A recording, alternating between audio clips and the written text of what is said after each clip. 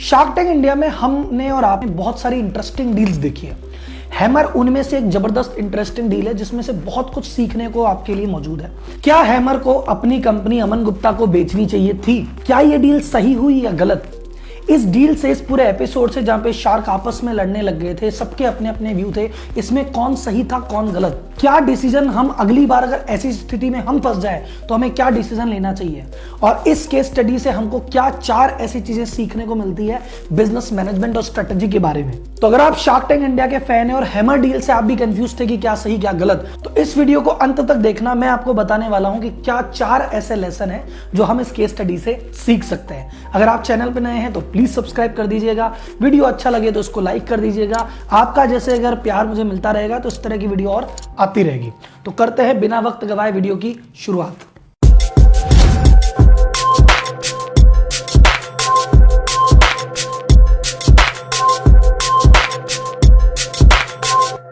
Sir, सबसे पहले मैं आपको एक बेसिक चीज बताता हूं, बिजनेस स्ट्रेटेजी। बिजनेस स्ट्रेटेजी का मतलब सिंपल सा होता है कि क्या बेचना है और कहां बेचना है।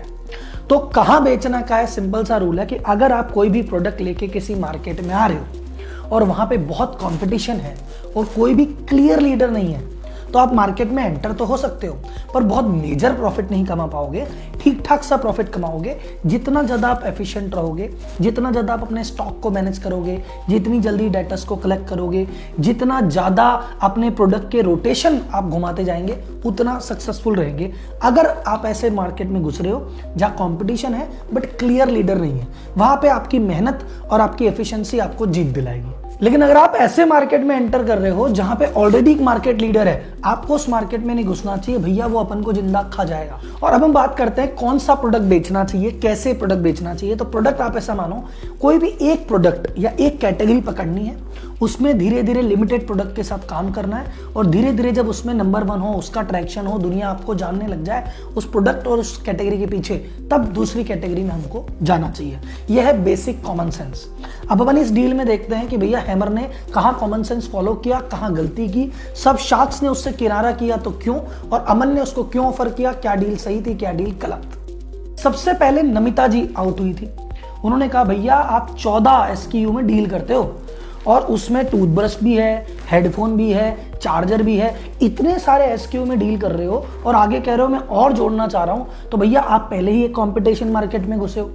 और दूसरी चीज, इतने सारे SKU के साथ घुसोगे तो आगे पीछे आप परेशान होगे, क्योंकि जब कॉम्पिटिटिव मार्केट में आप एंटर कर जाते हो, एफिशिएंसी चाहिए। एफिशिएंसी कब आती है? जब कम से कम स्टॉक होता है, कम कम प्रोडक्ट होते हैं। क्यों? ज्यादा प्रोडक्ट का मतलब समझो भाई, ज्यादा स्टॉक। एक प्रोडक्ट है तो शायद 10 लाख का स्टॉक है, 10 प्रोडक्ट है तो 1 करोड़ का स्टॉक रखना पड़ेगा। ज्यादा प्रोडक्ट मतलब ज्यादा उधारी, ज्यादा प्रोडक्ट मतलब ज्यादा वर्किंग कैपिटल का फंसना, ज्यादा प्रोडक्ट का मतलब ज्यादा डिसीजन। तो ज्यादा के चक्कर में सब कुछ ज्यादा लगता है और बिजनेस की शुरुआत में ज्यादा नहीं लगना चाहिए। कम प्रोडक्ट होने चाहिए और लेजर जैसा फोकस होना चाहिए। यहाँ पे हैमर ने गलती कर दी और इसीलिए नमिता ने ये पॉइंट किया और एकदम से बाहर आ गई, which was A correct decision. और आपके लिए लेसन क्या है, जब भी बिजनेस की शुरुआत करो, एंट्री करो, बहुत सारे प्रोडक्ट में डील मत करो।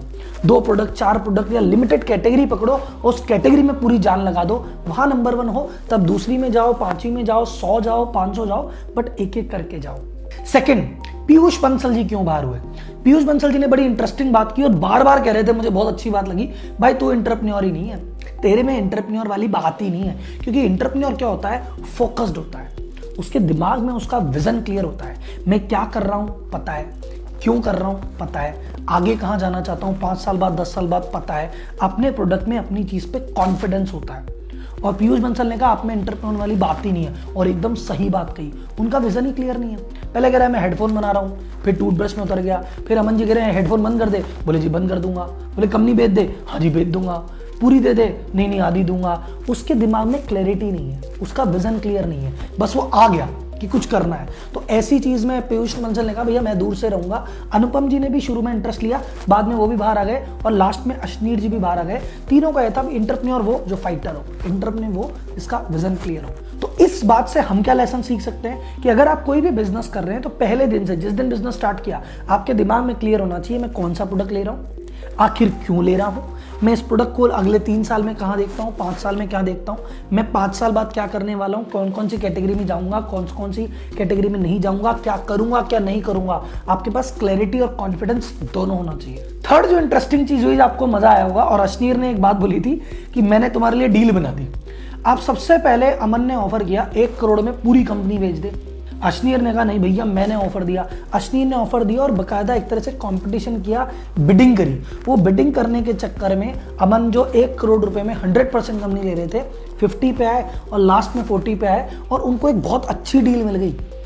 क्योंकि अगर वो अश्नीर बीच में नहीं आते, ऑफर नहीं देते, वो पूरी डील भैया 100% कंपनी 1 करोड़ रुपए में वो लेके चले जाते। यहाँ पे जो सीखने वाली बात है वो बात है अमन से।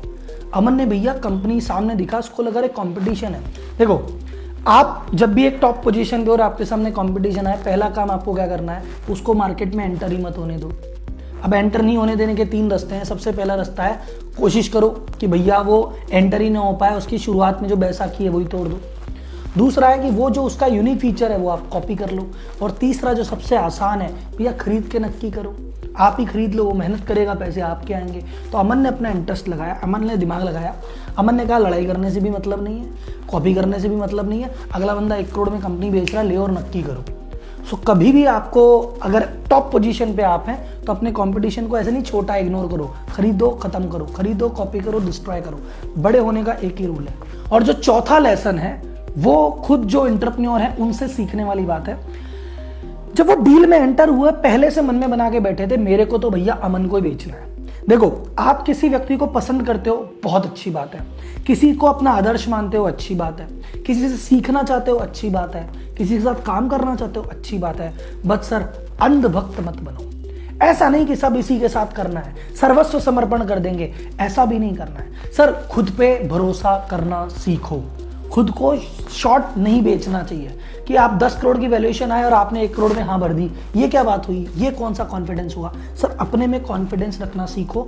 मार्केट में ऐसा है, अमेजन को ऑफर आए थे, शुरुआत में नहीं बिका। आपको अश्नीर ने एग्जांपल दिया कि मुझे गूगल पे से आया था, मैं नहीं बिका। नेटफ्लिक्स के साथ ये बात थी, फेसबुक के साथ बात थी। जब कोई भी कंपनी बड़ी बनने वाली होती है तो बड़ी कंपनियां ऑलरेडी उसको ऑफर देती है, लेकिन आपको खुद पे कॉन्फिडेंस है तो आप मना करते हो और अपने दम पे आगे बढ़ते हो।